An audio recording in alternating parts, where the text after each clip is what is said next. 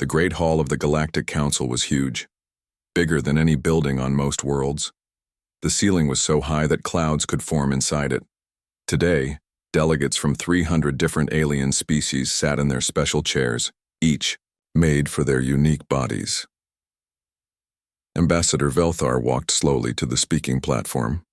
His people, the Kethmori, were old, very old. They had been traveling between stars when most other species were still living in caves. His skin was gray, like ancient stone, and his 4 eyes could see things others could not.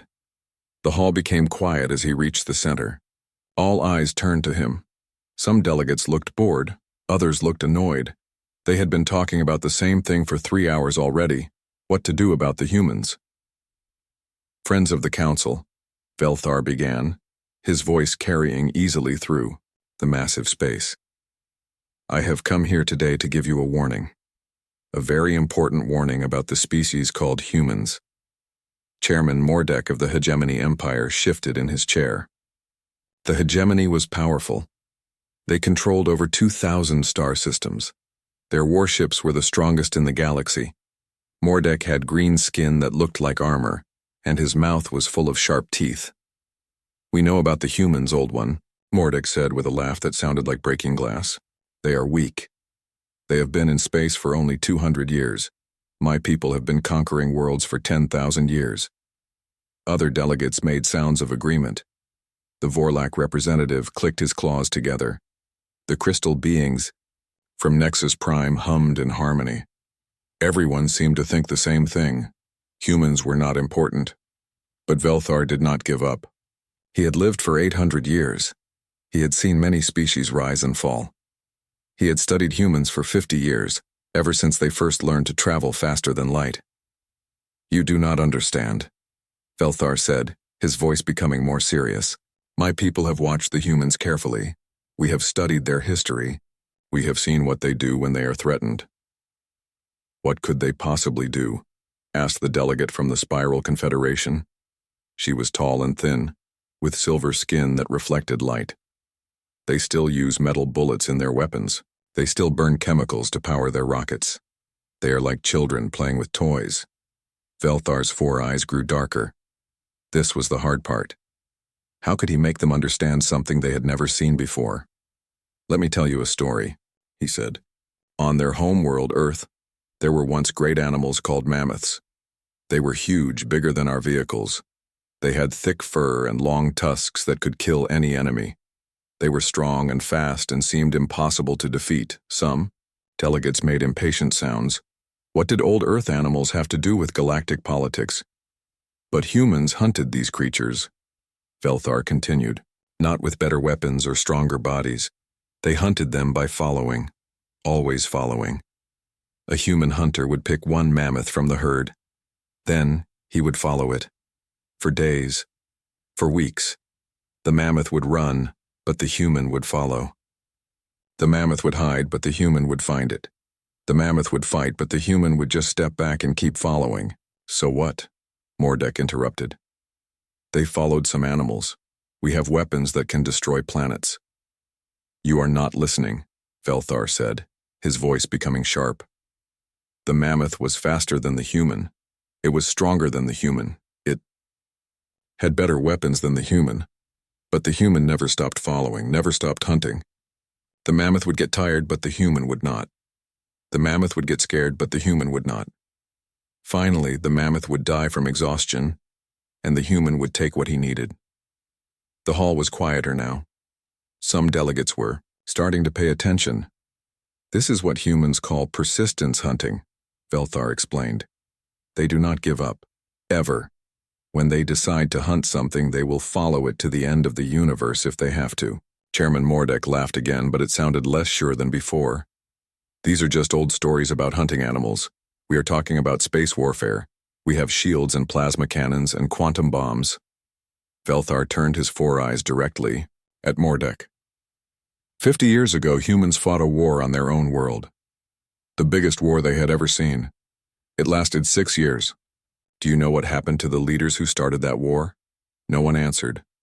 The humans hunted them down, every single one. Some hid in bunkers deep underground. The humans dug them out.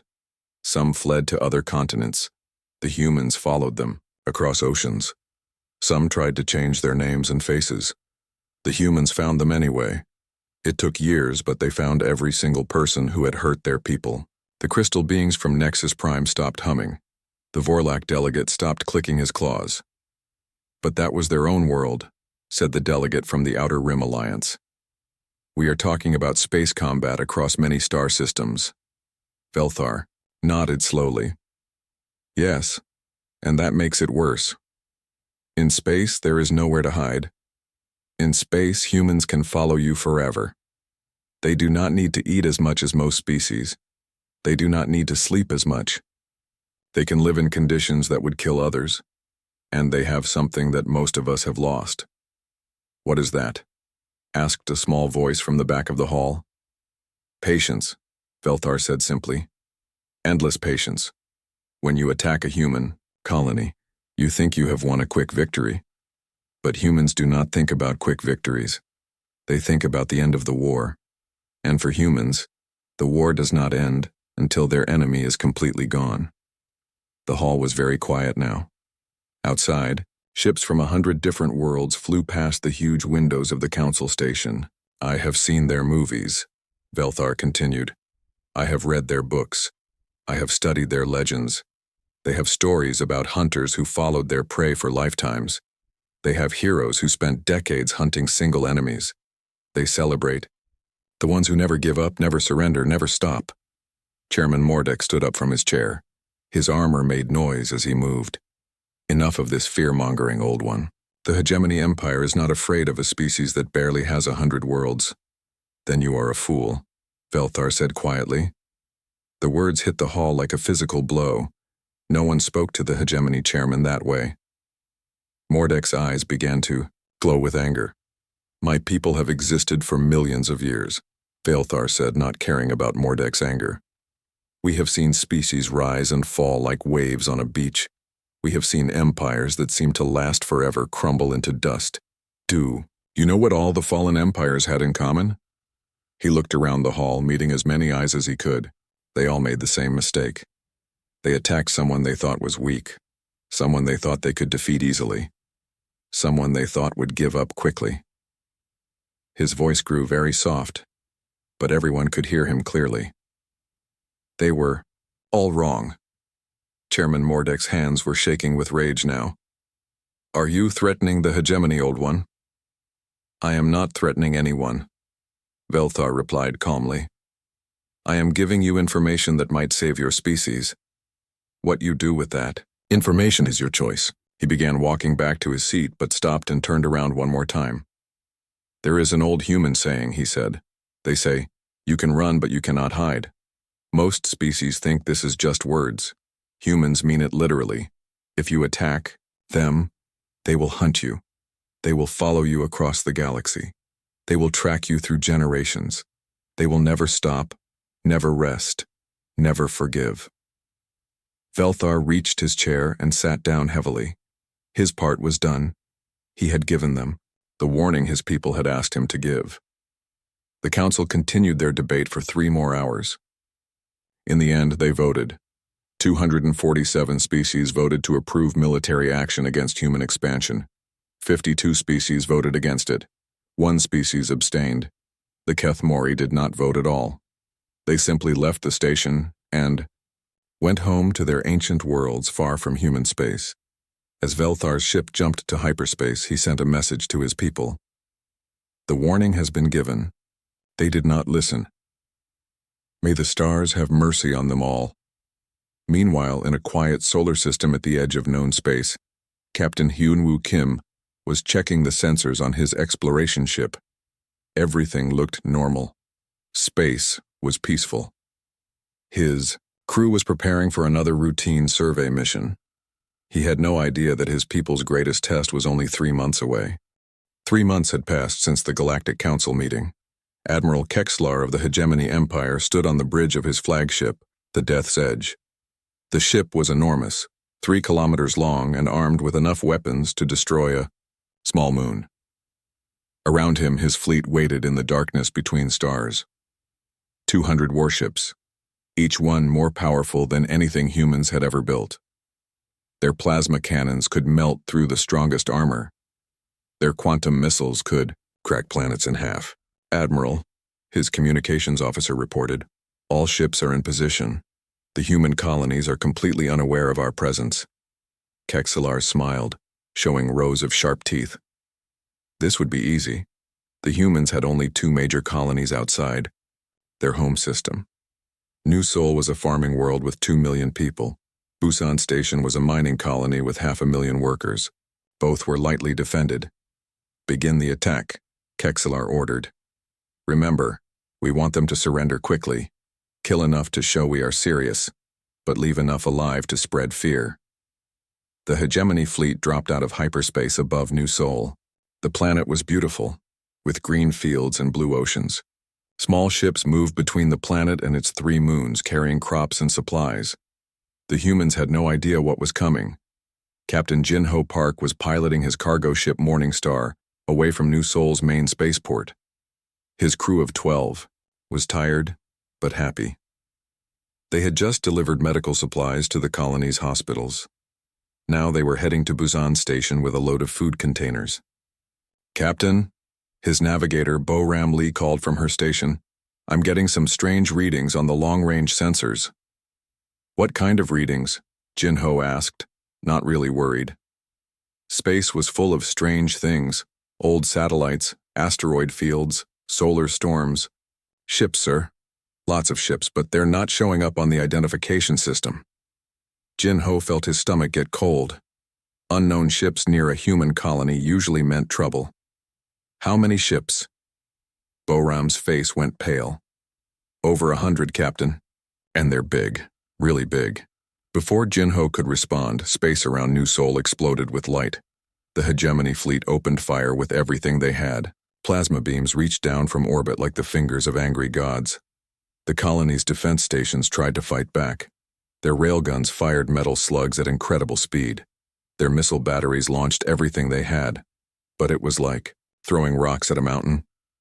Jinho watched in horror as the city of New Busan disappeared in a ball of fire. The spaceport where they had been just an hour ago became a crater of melted metal and glass. "Get us out of here," he shouted to his pilot. "Maximum speed." But it was too late to help New Sol. The planet's surface was burning. Millions of people, farmers, teachers, children, grandparents, were dying while Jinho's crew could only watch and run. At the same time, Busan Station was under attack. The mining colony was built inside a large asteroid, with docking bays carved into the rock. It should have been safe. It should have been hidden. The hegemony found it anyway. Admiral Kexelar himself led the attack on Busan Station. His ship's main cannon, a weapon that used controlled black holes to tear apart matter, punched through the asteroid's shell like it was paper. Inside the station, alarms were screaming. Emergency lights flashed red. People ran through the corridors, trying to reach escape pods. Manager Taiho Shin was in the main control room when the attack began. He had worked on Busan Station for 15 years. He had a wife and 2 children back on Earth. He had planned to retire next year. "Sir," one of his technicians shouted over the noise, "we're losing atmosphere in sections 12 through 18. The main reactor is overloading. We have maybe 10 minutes before total system failure." Taiho looked at the screens showing the station's status. Red warning lights were everywhere. Half the station was already gone. The other half was dying. "Quickly. Start the evacuation," he ordered. "Get everyone to the escape pods, send a message to Earth, tell them what happened here." But even as he gave the orders, Taiho knew most of them would not make it out alive. The attack on both colonies lasted only 4 hours. When it was over, New Sol was a burned wasteland. Busan Station was a broken rock floating in space. 5.5 million humans were dead. Captain Jinho Park's ship was one of the few that escaped. His crew had watched their people die, and now they carried the terrible news back to Earth. Admiral Kexelar was pleased with the results. The attack had been quick and efficient. Now the humans would know that the hegemony empire was serious. They would surrender, accept hegemony rule, and the galaxy would be more peaceful. He sent a message to the human government on Earth. Your colonies have been destroyed as a warning. You will withdraw from all star systems beyond your home world. You will accept hegemony protection and guidance. You have 72 hours to respond with your complete surrender. But Kexlar had made a mistake. A big mistake. He thought humans were like other species. He thought they would be scared. He thought they would give up. He had not listened to Old Velthar's warning.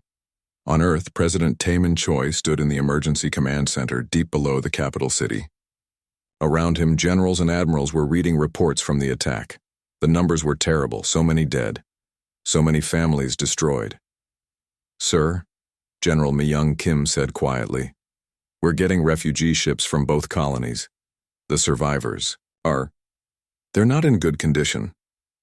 President Choi nodded. He had already seen some of the footage. Children crying for parents who would never come home, adults with burns covering half their bodies, rescue workers pulling bodies from the wreckage. What are our military options? He asked. Admiral Da-Eun Park, the head of Space Command, looked tired. Sir, we have 47 combat ships. They have over 200. Our weapons are less advanced. Our shields are weaker. In a direct fight, we would lose badly. So we surrender? Asked the president.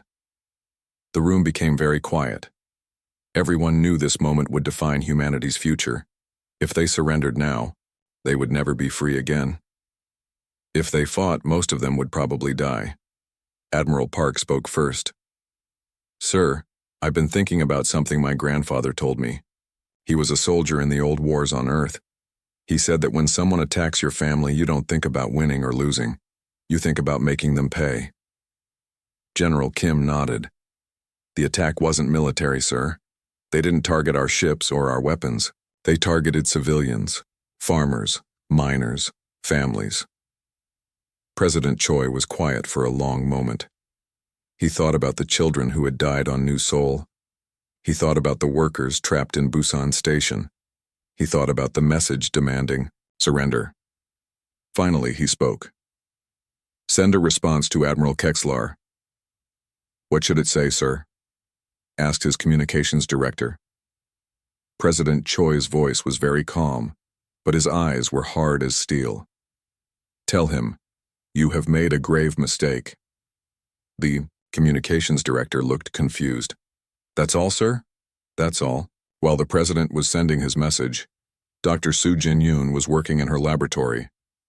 She was humanity's best expert on alien technology.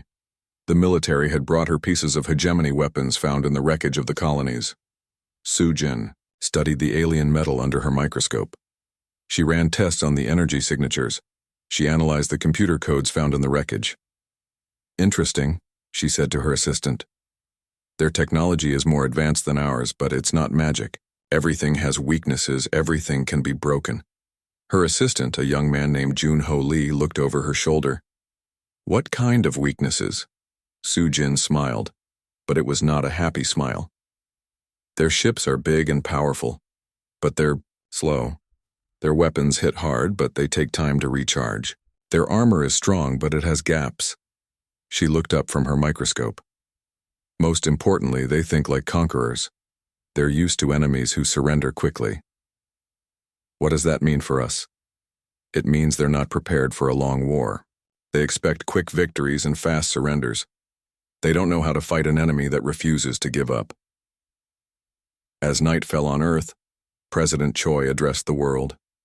Billions of people watched as he stood behind a simple wooden desk. He looked tired, but his voice was strong. My fellow humans, he began. Today we learned that we are not alone in the universe. We also learned that not all of our neighbors are friendly. He paused, looking directly into the camera. They attacked our colonies without warning. They killed our people without mercy. They demanded our surrender without negotiation. His voice grew harder. They believe we will be afraid. They believe we will give up. They believe we are weak. Another pause. They are wrong. Around the world, factories began changing their production lines. Shipyards started building new designs. Military academies began training new recruits. Research labs worked around the clock on new weapons. But most importantly, something else was happening. Something the hegemony could not see or measure or understand. Humanity was remembering what it meant to hunt. In the darkness of space, Admiral Kexler waited for humanity's surrender. He was confident it would come soon. After all, what choice did they have? He would learn the answer to that question very soon, and he would not like it. 2 years had passed since the attack on the human colonies. Admiral Kexler sat in his command chair aboard the Death's Edge, feeling very pleased with himself. The humans had not surrendered, but they had also not attacked. Their ship stayed, close to Earth, like scared animals hiding in their den. "Admiral," his intelligence officer reported, "our scouts confirm that human ships are still patrolling only their home system. They appear to be building more defense stations, but nothing that threatens our territory." Kexler nodded with satisfaction. The humans had learned their lesson. They knew they could not fight the mighty hegemony empire. They were staying in their corner of space like good defeated creatures. "Excellent," Kexler said. "Continue monitoring their activities, but reduce patrols in that sector. We have more important enemies to deal with." What Admiral Kexler did not know was that the humans had been very busy during those 2 years. They had not been hiding. They had been preparing. Deep in the asteroid belt of the Sol system, Commander Dong-Hyun Jang stood on the bridge of humanity's newest warship. The Silent Hunter did not look like the old human ships. It was painted completely black and covered with strange angles that made it almost invisible to sensors. "Stealth systems are working perfectly, Commander," reported his science officer, Lieutenant Mi Young-shin. She was young, only 25, but she was the genius who had designed the new stealth technology. "Enemy sensors should not be able to detect us until we're within weapons range." Commander Jang smiled grimly. He had lost his brother in the attack on New Seoul. His sister-in-law and her 2 children had died when the plasma beams hit their apartment building. Now it was time to make the hegemony pay. "How many ships are ready for the first mission?" he asked. 12 stealth ships, sir," answered his tactical officer. "Each one armed with the new quantum torpedoes. We also have intelligence data on 17 hegemony outposts in the border systems." The quantum torpedoes were another human invention. They were smaller than hegemony weapons, but they could phase through shields and armor before exploding. Dr. Su Jin-yoon had designed them after studying the wreckage from the colony attacks. "Begin Operation Ghost Hunt," Commander Jang ordered. The 12 human ships slipped out of the asteroid belt like shadows. They moved slowly, carefully, making no noise and leaving no trace. To the hegemony sensors, space appeared empty. 3 weeks later, the first hegemony outpost simply disappeared. Colonel Zekmore was checking the daily reports at Hegemony Command when his communications officer brought him disturbing news. "Sir, we've lost contact with Outpost 17 in the Kepler sector." "Equipment failure?" Colonel Zekmore asked, not really concerned. "Outposts sometimes had problems with their communication arrays." "Unknown, sir. We sent a patrol ship to investigate. They found nothing." "Nothing?" "The outpost is gone, sir. Completely gone. Not destroyed. Gone. Like it was never there." Colonel Zekmore felt a cold chill run down his spine. "Send a full investigation team immediately." But by the time the investigation team arrived, 2 more outposts had vanished. The Silent Hunter hung motionless in space, watching the hegemony investigation ships scan the empty area where Outpost 17 used to be. Commander Jang and his crew observed silently from just a few kilometers away, completely invisible.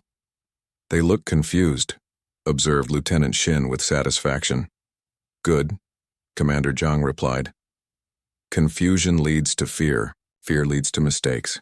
Captain Wu Jin Han commanded another type of human ship, a tracker vessel called the Persistent Shadow.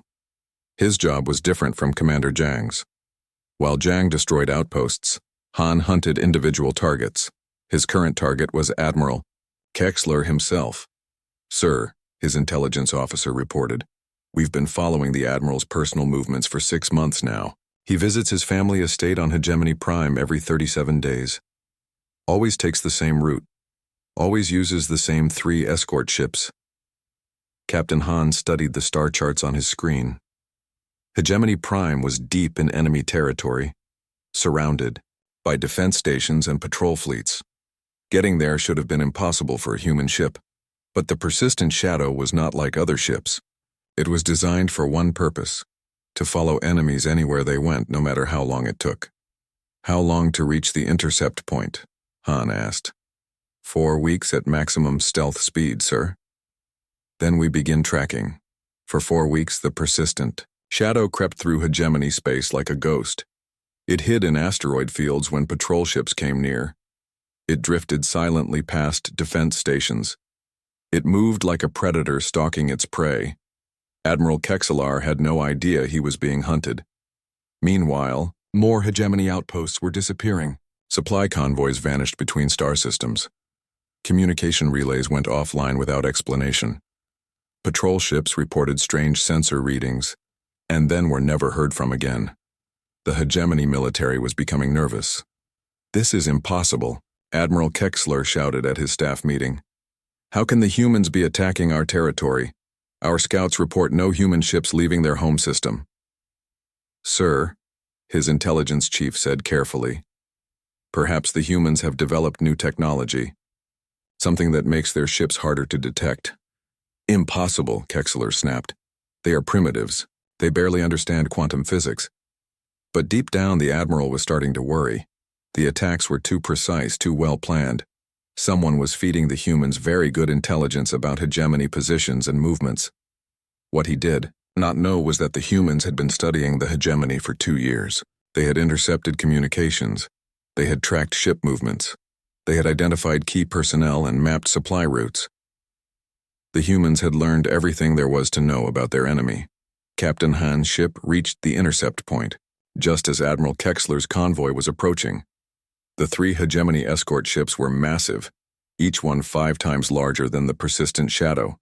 Their weapons could destroy Han's ship with a single shot, but they would have to see it first. "Admiral, Kexler's personal yacht is in the center of the formation," Han's tactical officer reported, just like the intelligence reports predicted. "Target the yacht only," Han ordered. "I want to send a message." The quantum torpedoes phased through the escort ship's shields without triggering any alarms. They rematerialized inside Admiral Kexelar's personal yacht and exploded. The yacht disappeared in a brilliant flash of light. The escort ship spun around, searching for the attacker, but found nothing. Their sensors showed empty space. Their weapons had nothing to target. "Send the message," Han ordered. A tight beam transmission reached the lead escort ship. When they decoded it, they found a simple text message in perfect hegemony language. "We know where you live. We know where you sleep. We are coming. Humanity." The message spread through the hegemony fleet like wildfire. Admiral Kexlar, the architect of the attack on human colonies, was dead, killed in the most secure part of hegemony space by an enemy that no one could see. But the humans were not finished. Over the next 6 months, hegemony officers began disappearing. Supply depot commanders vanished from their posts. Intelligence chiefs were found dead in their private quarters. Transport captains went missing during routine flights. The pattern was always the same. The targets were always people who had been involved in planning or carrying out the attack on human colonies. The attacks always happened in places that should have been completely safe. And there was always a message left behind. "We remember. We are coming." The psychological effect on the hegemony military was devastating. Officers began requesting transfers to sectors far from human space. Some resigned their commissions entirely. Others hired private bodyguards and moved their families to hidden locations. But it did not matter. The humans found them anyway. Colonel Morkex had been in charge of weapons targeting during the attack on New Sol. He thought he was safe on a remote mining world at the edge of hegemony territory. He had changed his name and his appearance. He lived in a small house under heavy guard. The humans found him anyway. His body was discovered in his locked bedroom. The guards had heard nothing. The security cameras showed nothing. But there was a message carved into his desk. New Sol remembers. General Velkar had planned the attack on Busan Station.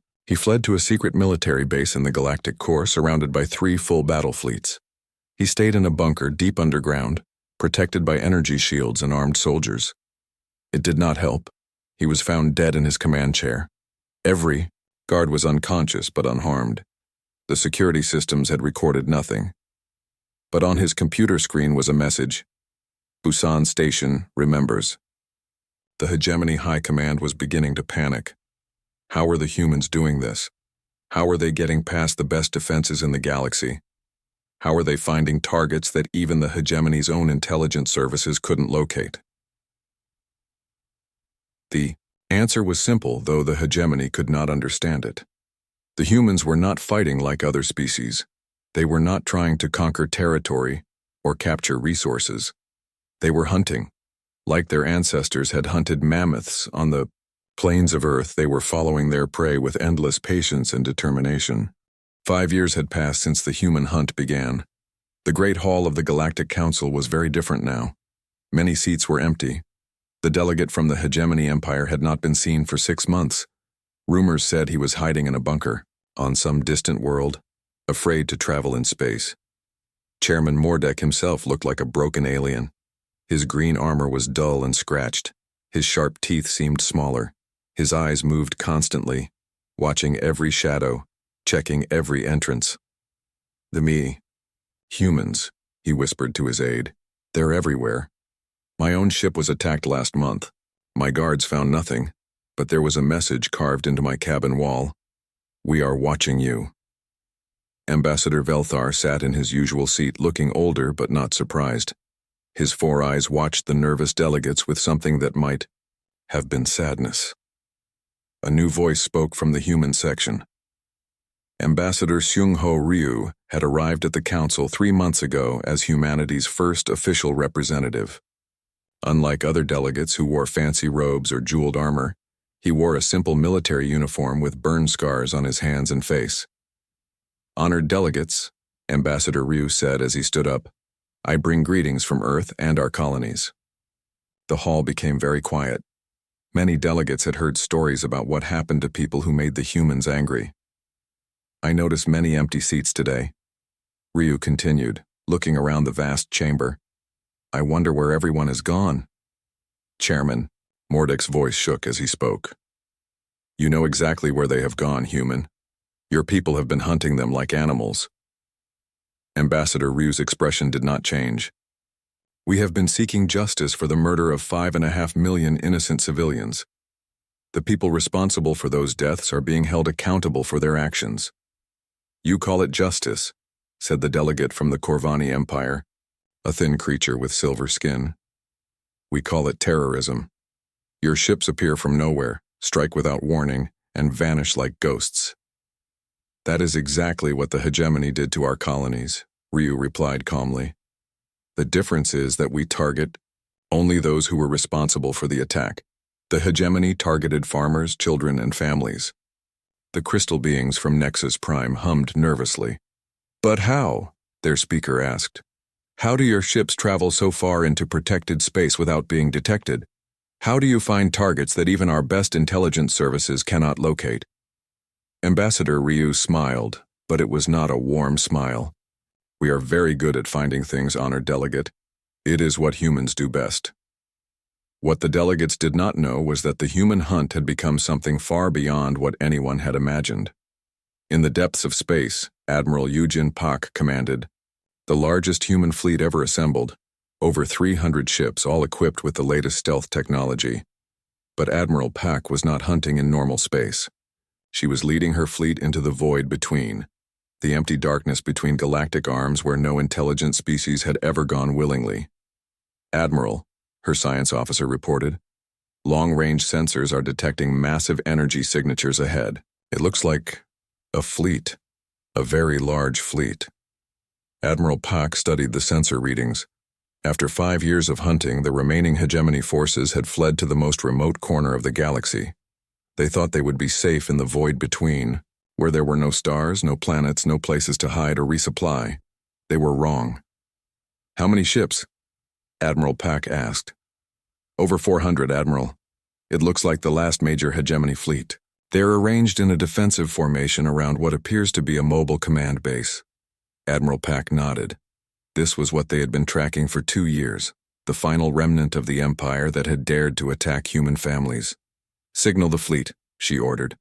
Begin the final hunt. Meanwhile, on a research station orbiting Earth, Dr. Haewon Kim was making a disturbing discovery. Dr. Kim led humanity's Xenoarchaeology division, studying the history of alien civilizations. What she had found in the old records was changing. Everything they thought they knew about their place in the galaxy.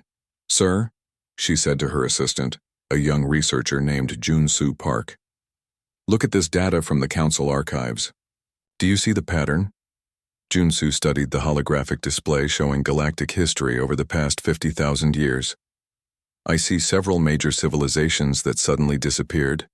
The Vorlak Dominion, the Spiral Federation, the Crystal Hegemony. They all just vanished." "Exactly," Dr. Kim said, her voice excited and frightened at the same time. "And look at what happened right before each disappearance." Jun-Soo checked the timeline. They all made contact with a species in this sector of the galaxy. Our sector. A species that the records describe as primitive and peaceful, Dr. Kim added. A species that seemed to pose no threat to anyone. The truth was becoming clear. This was not humanity's first time defending themselves against galactic aggression. Over the millennia, other powerful empires had made the same mistake as the hegemony. They had attacked the quiet species living in the small corner of space, around a yellow star. And every time, those empires had simply vanished from galactic history. "How many times?" Jun-Soo whispered. Dr. Kim checked her calculations again. "At least 4 times in recorded history. Probably more in the periods where no one was keeping good records. That means we've been doing this for at least 50,000 years, Dr. Kim finished. We're not just explorers who learn to fight, we're persistence predators who learn to explore." Back at the Galactic Council, Ambassador Velthar was having a private meeting with Ambassador Ryu. The two sat in a small room away from the main chamber, where their conversation could not be overheard. "Your people," Velthar said slowly. "They are not really new to space, are they?" Ambassador Ryu was quiet for a long moment. "What makes you think that?" "My people have very long memories, Ambassador. We keep records going back hundreds of thousands of years. There are gaps in galactic history, times when powerful civilizations simply disappeared without explanation. And you think humans were responsible?" Velthar's 4 eyes studied Ryu, carefully. "I think your species has a very particular way of dealing with threats. You do not simply defend yourselves. You eliminate the threat completely and utterly, then return to your quiet corner of space and wait." Ryu nodded slowly. "You are very perceptive, honored ambassador. How long?" Velthar asked. "How long have your people been the galaxy's guardians?" "We prefer to think of ourselves as neighbors," Ryu said. "Quiet neighbors who just want to be left alone. But when someone attacks our family," he shrugged. "Well, you have seen what happens. The hegemony will not survive this, will they?" "No," Ryu said simply. "They will not." Velthar was quiet for a moment. "What about the species that helped them? The ones that provided weapons or information?" Ambassador Ryu's expression became very serious. "Justice has a long memory, Ambassador. We will deal with them when we are finished with the primary targets. How long do they have? Years, decades, maybe generations. We are very patient." A chill ran down Velthar's spine. "Your people, you really never forget, do you?" "We remember every kindness," Ryu said. "And we remember every betrayal. The galaxy should understand this about humanity. We do not start fights, but we always finish them." In the void between, Admiral Pak's fleet had surrounded the last hegemony stronghold. The human ships moved like a pack of wolves, cutting off escape routes and closing the trap. "Admiral," her communications officer reported, "we're receiving a transmission from the hegemony command ship. They want to negotiate." "Put it through," Admiral Pak ordered. The face that appeared on the screen was that of General Mortal, the last surviving leader of the hegemony empire. He looked old and tired and very afraid. "Admiral Pak," he said, "I wish to discuss terms for the surrender of my remaining forces." "There are no terms," Admiral Pak replied. "There is no surrender. There is only justice. But surely we can reach some agreement," General Mortal pleaded. "We could pay compensation. We could provide information about our weapons technology. We could—" "You murdered 5.5 million innocent people," Admiral Pak interrupted. "Men, women, and children who had done nothing to harm you. Did you offer them terms? Did you give them a chance to surrender?" General Mortal's mouth opened and closed, but no words came out. "I thought not," Admiral Pak said. "Begin the final attack." The battle in the void between lasted only 3 hours. When it was over, the hegemony empire no longer existed. Not a single ship escaped. Not a single officer survived. The humans had completed their hunt. But as Admiral Pak's ships prepared to return to human space, her intelligence officer brought her a troubling report. "Admiral, we've been analyzing communications we intercepted from the hegemony ships. It appears that several other species provided them with weapons and intelligence during their attack on our colonies." Admiral Pak studied the list of names. The Corvani Empire, the Outer Rim Collective, the Merchant Guild of Antares. All of them had helped murder human civilians. "Prepare new target lists," she ordered. "The hunt is not over yet." Back on Earth, President Taemin Choi addressed the world once again. But this time his message was not just for humanity. This time the entire galaxy was listening. 10 years had passed since the last hegemony ship was destroyed in the void between. The galaxy had grown quiet. Trade routes hummed with peaceful activity. Wars between species had almost stopped completely. Everyone was very careful about who they attacked and why. Colonel Min Ho-yoon stood in the ruins of what had once been the hegemony's greatest fortress world. His soldiers were finishing their final sweep of the underground bunkers, making sure no trace of the empire remained. "Sir," Sergeant Bo Young Kim reported, "we found the last data archive.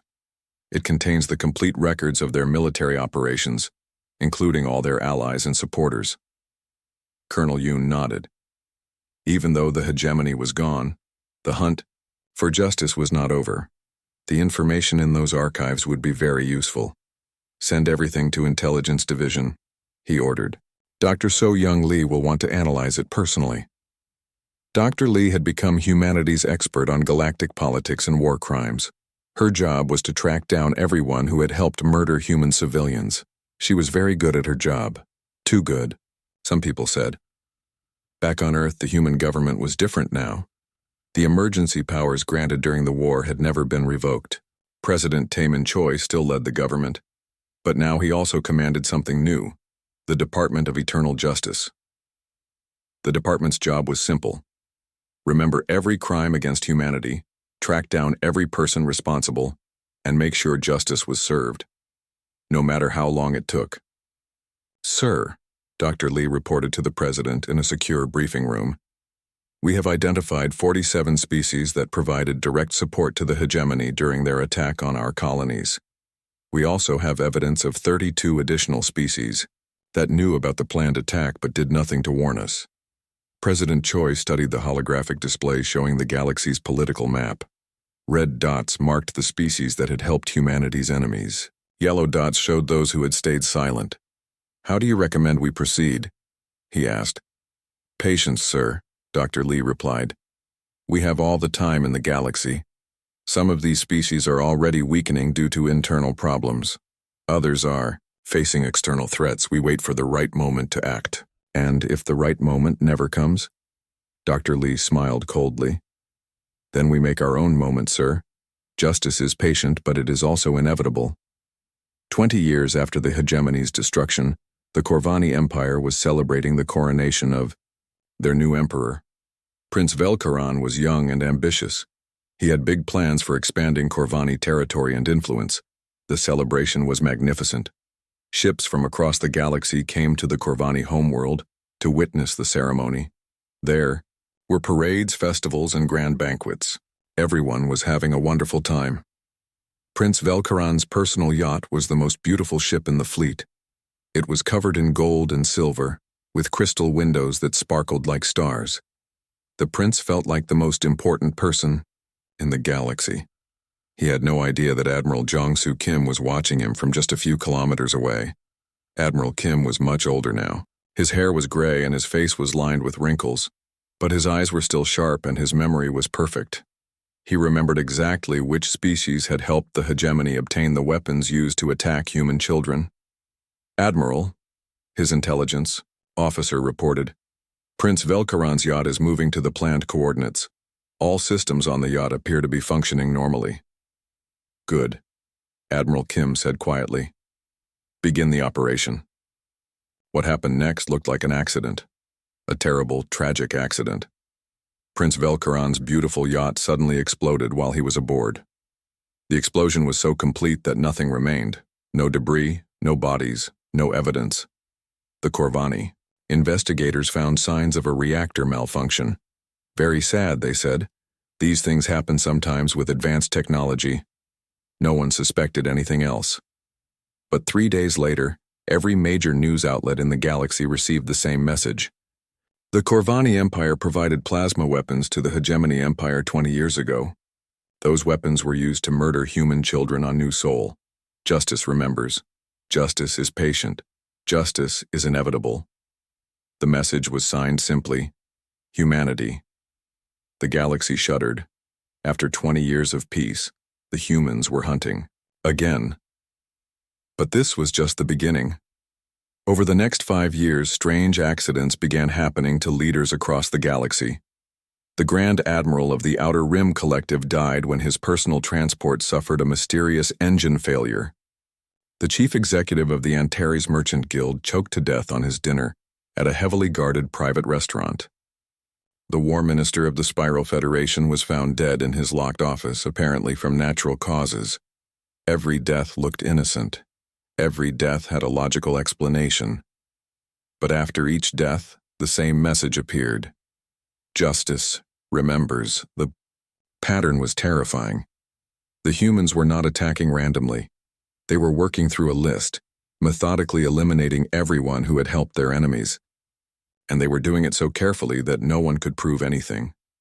Ambassador Velthar, now very old even by Kethmori standards, requested a private meeting with the current human ambassador, a stern woman named Ambassador Un-Ji-Han. Your people, Velthar said slowly. They will never stop, will they? Ambassador Han's expression was calm. What do you mean, honored ambassador? The accidents. The mysterious deaths. Everyone knows what is really happening, but no one can prove it. I am not sure what you are suggesting, Ambassador Han replied. Accidents happen. People die from natural causes. These are normal parts of life. Velthar's 4 eyes studied her carefully. How long will this continue? How long will what continue, Ambassador? The hunt. How long will humanity continue hunting those who wronged you? Ambassador Han was quiet for a long moment. When she spoke, her voice was very soft but very clear. Ambassador Velthar, your people have studied humanity for a long time. You understand us better than most. So let me ask you a question. When does a mother stop seeking justice for her murdered children? Never, Velthar whispered. Exactly. We do not hunt for revenge, Ambassador. We hunt for justice. And a parent's love for their children is eternal. But surely there must be some way to make peace, some way to... There is, Ambassador Han interrupted. It is very simple. Do not attack human families. Do not help others attack human families. Do not provide weapons to those who murder our children. Follow these rules, and humanity will be your best neighbor in the galaxy. And if someone breaks these rules? Ambassador Han's smile was colder than the space between stars. Then they learn why our species survived for millions of years on a world full of predators. They learn why we hunted mammoths to extinction. They learn why 4 previous galactic empires simply disappeared from history. 50 years had passed since the hegemony attacked human colonies. Most of the galaxy had almost forgotten about that ancient war. New generations had grown up hearing only stories about the mysterious disappearance of the great hegemony empire. But humanity had not forgotten. Captain Sujin Kang was young, only 30 years old. She had been born after the war ended, but she commanded one of humanity's newest ships, the Eternal Memory, and she carried the complete records of every person who had ever harmed a human civilian. "Captain," her navigation officer reported, "we have reached the target system. Long-range sensors confirm that Grand Marshal Zek Loren is on his private station, just as intelligence predicted." Grand Marshal Zek Loren was very old now. He had been a junior officer in the Meridian Alliance 50 years ago, when they provided fuel to hegemony ships. He probably thought everyone had forgotten about his small role in that ancient war. He was wrong. "Begin the approach," Captain Kang ordered. "Remember, this must look like an accident." The Meridian Alliance would report that Grand Marshal Zek Loren died peacefully in his sleep. Very sad, they would say. He was a good leader who lived a long life. But the next morning, every news network in the galaxy would receive the same message. The Meridian Alliance provided fuel to hegemony warships 50 years ago. That fuel powered the ships that murdered human families. Justice remembers. Justice is patient. Justice is inevitable. On Earth, President Choi was now an old man. His hair was white, and he moved slowly, but his eyes were still sharp when he met with the current director of Eternal Justice, a middle-aged woman named Director Hyo-Jin Park.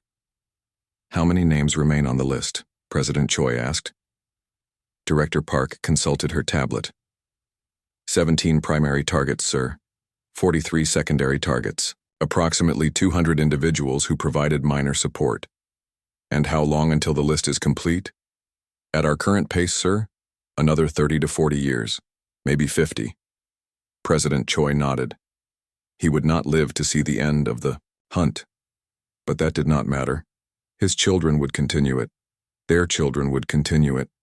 As long as humanity existed, justice would be served. "What about the children and grandchildren of our targets?" he asked. "Some of them had nothing to do with the original crimes." "We only target those who were directly involved, sir," Director Park assured him. "We are not monsters. We do not blame children for their parents' crimes." "Good. We hunt for justice, not revenge."